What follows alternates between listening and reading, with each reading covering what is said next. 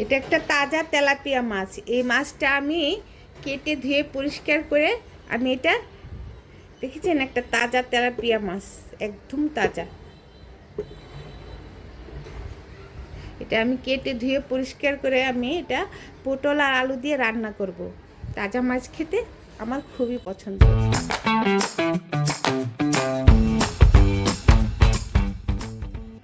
আমি এখন তেলাপিয়া মাছটা ভাজা করব। ভাজা করতে আমার লাগতেছে লবণ, মরিচের গুঁড়া আর হলুদের গুঁড়া। এগুলো দিয়ে মেখে আমি এটা ভাজা করব। আমার মাখানো শেষ।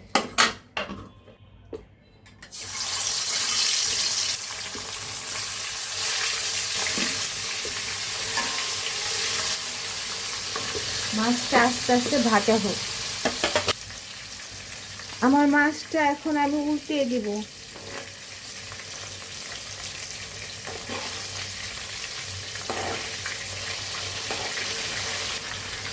আমার মাছটা ভাজা হয়ে গেছে, এখন আমি মাছটা উঠিয়ে ফেলবো।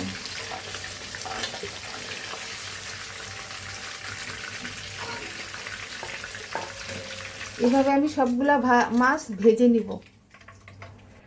আমি এখন মাছটা রান্না করব। আমার ভাজা তেলের মধ্যে যে তেলাপিয়া মাছটা আমি ভেজেছি সেটার মধ্যে আমি পেঁয়াজটা ছেড়ে দিলাম। বিসমিল্লাহ। এখন আমি আদা রসুনটা দিয়ে দেব। আমি 1 চামচ হলুদ দিব, 1 চামচ আদা চামচ দিলাম, আমি 1 চামচ মরিচ দেব। আমার মশলাটা তেলে আমি ভাজা ভাজা করে নিয়েছি। এখন আমি লবণটাও দিয়ে দিব। আমি তেলাপিয়া মাছ রান্না করার জন্য আমি পটল আলু কেটে ধুয়ে নিয়েছি, আমি সেটা দিয়ে দিব। এখন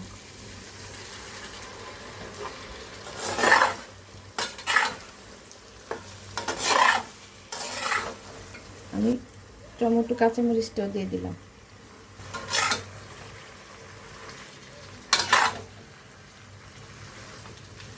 আমি এখন এটা ঢেকে দিব 5 মিনিটের জন্য।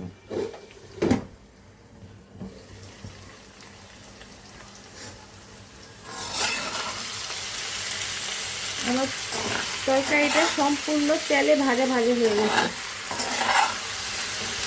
গরম পানিটা দিয়ে দেব।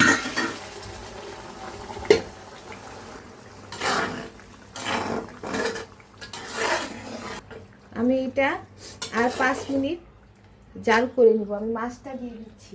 আমি তেলাপিয়া মাছটা ভাজা করে রেখেছিলাম, সেটা এখন দিয়ে দিব।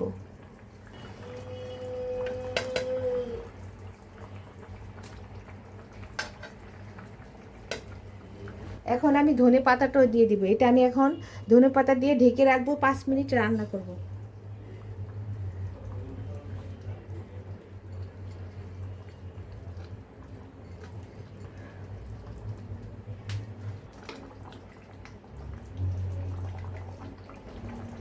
আমি এটা এখন আর 5 মিনিট ঢেকে রান্না করব। আমার 5 মিনিট এটা সিদ্ধ করা হয়ে গেছে। আমার তরকারিটা হয়ে গেছে। এটা হচ্ছে তেলাপিয়া মাছ আর পটল দিয়ে আলু দিয়ে তরকারি। এই তরকারিটা আমি যেই প্রসেসে রান্না করেছি খেতে অসম্ভব মজা। আপনারা এভাবে একবার হলেও বাড়িতে রান্না করে খেয়ে দেখবেন। আল্লাহ হাফেজ।